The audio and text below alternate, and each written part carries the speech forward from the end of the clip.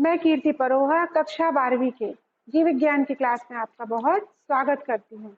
बच्चों, हमने इसके पहले आपको जीवों में जनन वाला जो चैप्टर है उसको बहुत अच्छे से समझा था और मैंने उसके नोट्स भी आपको दिए थे और आज हम करने जा रहे हैं इसके प्रश्न उत्तर। तो चलिए चलते हैं। प्रश्न क्रमांक 1, जीवों के लिए जनन क्यों अनिवार्य है? आंसर देखेंगे बच्चों। जनन जीवों का एक अति महत्वपूर्ण लक्षण है।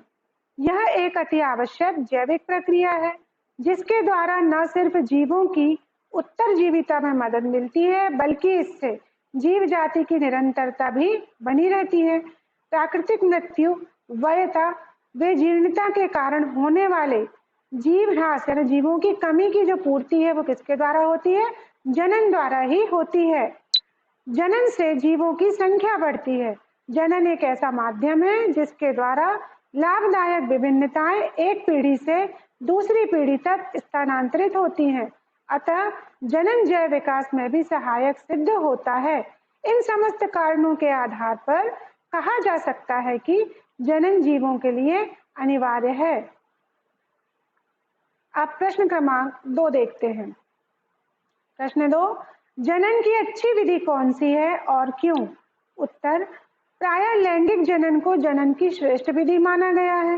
लैंगिक जनन के दौरान गुणसूत्रों की क्या होती है? अदला बदली होती है जिससे युग्मकों में नए लक्षण विकसित होते हैं तथा नए जीव का विकास होता है और वो नया जीव अपने जनकों से भिन्न होता है। अतः लैंगिक जनन जीव विकास में सहायक होता है। लैंगिक जनन द्वारा जीवों के जीवित रहने के अवसर अधिक होते हैं क्योंकि आनुवंशिक विभिन्नताओं के कारण जीव अधिक क्षमतावान होता है। लैंगिक जनन से जीवों की संख्या भी बढ़ती है। अतः लैंगिक जनन ही जीव की जीवन जनन की सबसे अच्छी विधि है। अगला क्वेश्चन देखेंगे। प्रश्न क्रमांक 3, अलैंगिक जनन द्वारा उत्पन्न हुई संतति को क्लोन क्यों कहा जाता है? बहुत इंपॉर्टेंट क्वेश्चन है बच्चों। उत्तर देखें। आकारिकी व आनुवंशिक रूप से एक समान जीव क्या कहलाते हैं? क्लोन कहलाते हैं। अलैंगिक जनन द्वारा उत्पन्न संतति आनुवंशिक व आकारिकी रूप से अपने जनक के एकदम समान होती है, अतः इसे क्लोन कहते हैं। प्रश्न क्रमांक 4, जीवन अवधि से क्या तात्पर्य है? Life span. प्रत्येक जीव के जन्म से उसकी प्राकृतिक मृत्यु तक का जो काल होता है जीव की जीवन अवधि होती है। प्रश्न क्रमांक 5, निषेचन या फर्टिलाइजेशन को परिभाषित कीजिए। वह प्रक्रिया जिसमें नर व मादा युग्मक संलेत होकर द्विगुणित युग्मनज अर्थात जायगोट बनाते हैं निषेचन कहलाती है। प्रश्न क्रमांक 6 बहुत इंपॉर्टेंट है बच्चों और इसमें लगभग पूरा आपका कायिक प्रवर्धन है जो मैंने आपको प्रीवियस वीडियोस में समझाए हैं। कायिक प्रवर्धन से आप क्या समझते हैं? कोई दो उपयुक्त उदाहरण दो। उत्तर, कायिक प्रवर्धन जनन की ऐसी विधि है जिसमें पौधे के शरीर का कोई भी कायिक भाव प्रवर्धक का कार्य करता है तथा नए पौधे में विकसित हो जाता है। मात्र पौधे के कायिक अंग जैसे जड़, तना, पत्ती, कलिका आदि से नए पौधों का पुनर्जनन कायिक प्रवर्धन कहलाता है। कायिक प्रवर्धन के 2 उदाहरण निम्न है। पहला, अजूबा के पौधे अर्थात ब्रायोफिलम की पत्तियों के किनारों से पादप काय उत्पन्न होते हैं जो मात्र पौधे से अलग होकर नए पौधे को जन्म देते हैं। दूसरा, आलू के कंद में उपस्थित पर्वसंधियां कायिक प्रवर्धन में सहायक होती हैं। पर्वसंधियों में कलिकाएं स्थित होती हैं तथा प्रत्येक कलिका नए पौधे को जन्म देती है। देखते हैं अगला प्रश्न। बाह्य निषेचन की व्याख्या कीजिए, इसके नुकसान बताइए। उत्तर, बाह्य निषेचन किसे कहते हैं? शुक्राणु, यहाँ नरे लिखा है, यहाँ आप नर मानिएगा। शुक्राणु नर युग्मक तथा अंड मादा युग्मक के संयुग्मन या संलयन को निषेचन कहते हैं। इसके फलस्वरूप द्विगुणित युग्माणु का निर्माण होता है। अधिकांश शैवालों, मछलियों और उभयचरों में शुक्राणु नर युग्मक तथा अंड मादा युग्मक का संलयन शरीर से बाहर होता है अर्थात निषेचन की क्रिया शरीर से बाहर होती है, इसे बाह्य निषेचन कहते हैं। अब देखते हैं इसके नुकसान क्या है। बाह्य निषेचन से हानियां क्या है? पहला, जीवधारियों को अत्यधिक संख्या में युग्मकों का निर्माण करना होता है। क्यों? ताकि निषेचन के अवसर बढ़ जाएं, अर्थात इनमें युग्मक संलयन के अवसर कम हो जाते हैं। दूसरा, संतति जो होती है, चूंकि वो अधिक मात्रा में युग्मकों का निर्माण करते हैं तो संतति भी अधिक संख्या में उत्पन्न होती है। तीसरा, संतति शिकारियों द्वारा शिकार होने की स्थिति में गुजरती है, इसके फलस्वरूप इसकी उत्तरजीविता अर्थात जीवित रहने की जो क्षमता है वो जोखिम पूर्ण होती है, अर्थात संतानें कम मात्रा में जीवित रह पाती है। जितनी संतानें बनती है उतनी पूरी जीवित नहीं रहती है। अगला क्वेश्चन देखते हैं। प्रश्न क्रमांक 8, अंडप्रजक प्राणियों की संतानों का उत्तरजीवन यानी सर्वाइवल किस प्रकार सजीव प्रजक प्राणियों की तुलना में अधिक जोखिम युक्त होता है? व्याख्या कीजिए। मतलब जो अंडा देने वाले प्राणी हैं उनकी जो संतान है वो जो बच्चे देने वाले प्राणी हैं उनकी तुलना में कैसी रहती है? ज्यादा डेंजर कंडीशन में रहती है। क्यों? उत्तर, अंडप्रजक प्राणियों में निषेचित अंडे युग्मनज का विकास मादा प्राणी के शरीर के बाहर होता है। मादा कैल्शियम युक्त कवच से ढके अंडों को सुरक्षित स्थान पर रखती है या निक्षेपित करती है। अंडों में भ्रूणी विकास के फलस्वरूप शिशु का विकास होता है और ये शिशु निश्चित अवधि के पश्चात अंडों के स्फुटन के फलस्वरूप मुक्त होता है। अंडप्रजक में बाह्य परिवर्धन होता है। यह पर्यावरण प्रतिकूल परिस्थितियों तथा शिकारी प्राणियों से प्रभावित होता है, इसको कोई रोक नहीं पाता है, जिसके फलस्वरूप इन प्राणियों की उत्तरजीविता अधिक जोखिम युक्त होती है। अंडप्रजक प्राणियों को विकास के लिए कम समय मिलता है, अतः इन जीवों में आंतरिक परिपक्वता सजीव प्रजक की तुलना में कम होती है।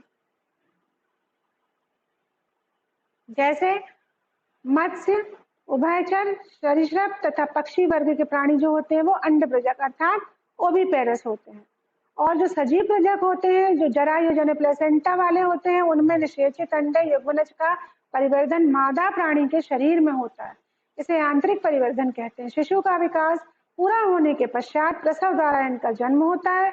शिशु का विकास आंतरिक होने के कारण परिवर्धन में अधिक समय लगने के कारण इनकी जो जीवित रहने की क्षमता है वो कम जोखिम पूर्ण होती है। आंतरिक परिवर्धन होने के कारण ये बाह्य वातावरण तथा बाह्य परिवक्षी जीवों से सुरक्षित रहते हैं। यही कारण है कि जो सजीव प्रजक या विविपेरस जो होते हैं उनके उत्तरजीविता ओविपेरस की अपेक्षा अधिक होती है। प्रश्न क्रमांक 9, कायिक प्रवर्धन से क्या समझते हो? दो उपयुक्त उदाहरण दीजिए। फिर से देखते हैं, हम एक बार और डिस्कस कर चुके हैं। किसी पौधे के वर्दी भाग जैसे जड़, तना, पत्ती द्वारा नया पौधा तैयार होना कायिक प्रवर्धन कहलाता है। यह अलैंगिक प्रजनन का एक रूप है जिसमें पौधे के केवल वर्दी भाग लेते हैं। उदाहरण अदरक, ब्रायोफिलम। अदरक एक प्रकंड है, यह भूमिगत तना है, इसके पर्व छोटे होते हैं। पर्व संधियां एक दूसरे के निकट होती हैं। पर्व संधियों में भूरे रंग के शल्की पर्ण होते हैं। अनुकूल परिस्थितियों में अंतस्थ कलिका से वायवी प्ररोप परिवर्धित होते हैं तथा कक्षस्थ कलिका भूमिगत शाखा को बनाती है। प्रकंद की शाखाएं एक दूसरे से अलग होकर वृद्धि कर नए पादप का निर्माण करती हैं।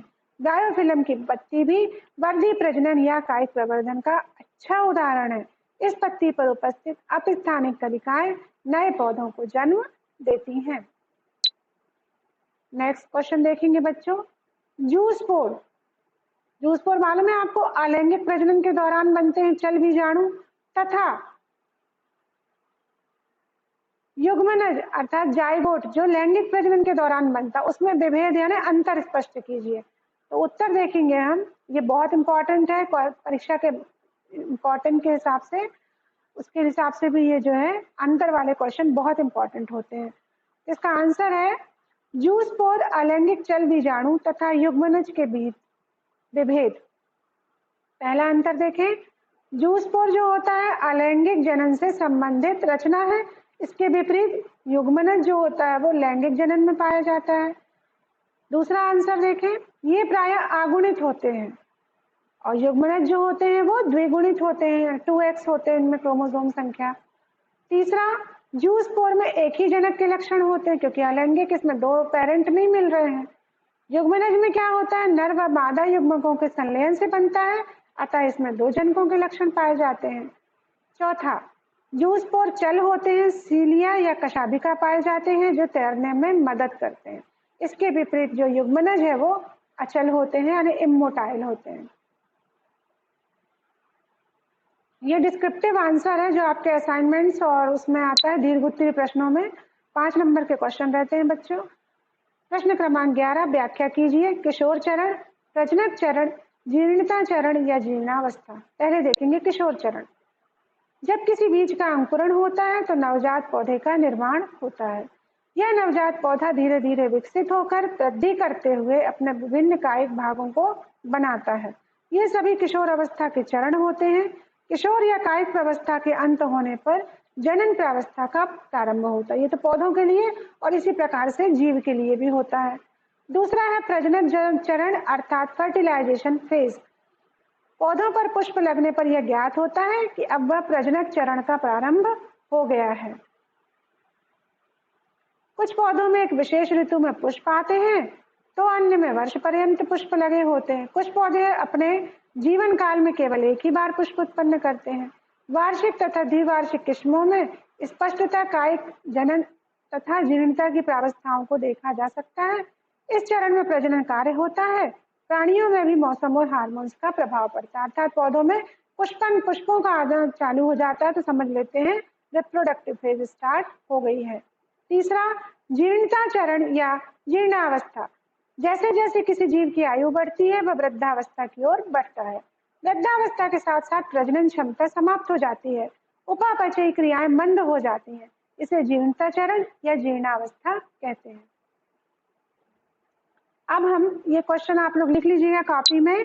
युग्मक जनन तथा भ्रूणोद्भव में अंतर, difference between gametogenesis and embryogenesis, जो कि मैंने आपको प्रीवियस वीडियो में बहुत अच्छे से समझाए हैं। पहला देखें, गैमेटोजेनेसिस यह युग्मक मात्र कोशिका से युग्मक बनने की प्रक्रिया है। भ्रूणोद्भव यह युग्मन से भ्रूण बनने की प्रक्रिया है। युग्मक जनन निषेचन से पूर्व की घटना है, भ्रूणोद्भव निषेचन के पश्चात की घटना है। युग्मक जनन के समय द्विगुणित जीवों में अर्धसूत्री विभाजन एवं आगुणित जीवों में समसूत्री विभाजन होता है, बल्कि भ्रूणोद्भव के समय केवल समसूत्री विभाजन होता है। चौथा, यह प्रक्रिया जननांगों के अंतर संपन्न होती है और भ्रूणोद्भव यह प्रक्रिया जो होती है वो मादा शरीर के अंदर या बाहर, अगर ओविपेरस है तो बाहर, विविपेरस है तो अंदर संपन्न होती है। इस प्रक्रिया को परिणति निषेचन के रूप में होती है और इस प्रक्रिया की परिणति जीवोत्पत्ति के रूप में होती है। अगला एक बहुत इंपॉर्टेंट क्वेश्चन देखें बच्चों, अलैंगिक तथा लैंगिक प्रजनन में अंतर। पहला देखें, अलैंगिक प्रजनन एक जन की प्रक्रिया, मतलब एक ही पेरेंट भाग लेता है उसमें। लैंगिक जनन द्विजन की प्रक्रिया में दो लोग भाग लेते हैं। अलैंगिक जनन में युग्मकों का संलयन नहीं होता, लैंगिक जनन में युग्मकों का संलयन होता है। अलैंगिक प्रजनन में युग्मक का निर्माण नहीं होता और लैंगिक प्रजनन में युग्मक का निर्माण आवश्यक होता है। अलैंगिक प्रजनन केवल समसूत्री विभाजन होते हैं। लैंगिक प्रजनन में अर्धसूत्री और समसूत्री दोनों प्रकार के सेल डिवीजन पाए जाते हैं। अलैंगिक प्रजनन प्रजनन की तीव्र विधि है, यह प्रजनन की अपेक्षाकृत धीमी विधि है। अलैंगिक प्रजनन की जैव विकास में कोई भूमिका नहीं होती, बल्कि लैंगिक प्रजनन की जैव विकास में भूमिका होती है महत्वपूर्ण रूप से।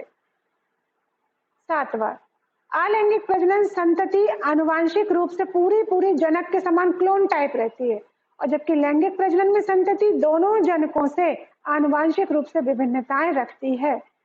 अलैंगिक प्रजनन एक कायजनिक सोमेटोजेनिक प्रजनन है और बल्कि लैंगिक जनन यह एक भ्रूणी प्रजनन है। बच्चों, ये मैंने आपको प्रश्न उत्तर बताए, लेकिन आपको इनके साथ साथ जो डायग्राम्स मैंने आपको पहले दिए हैं वो जरूर अपनी नोटबुक में बनाना है। तो आप इनको अच्छे से नोट करें, याद करें, वीडियो को लाइक, शेयर और सब्सक्राइब करें।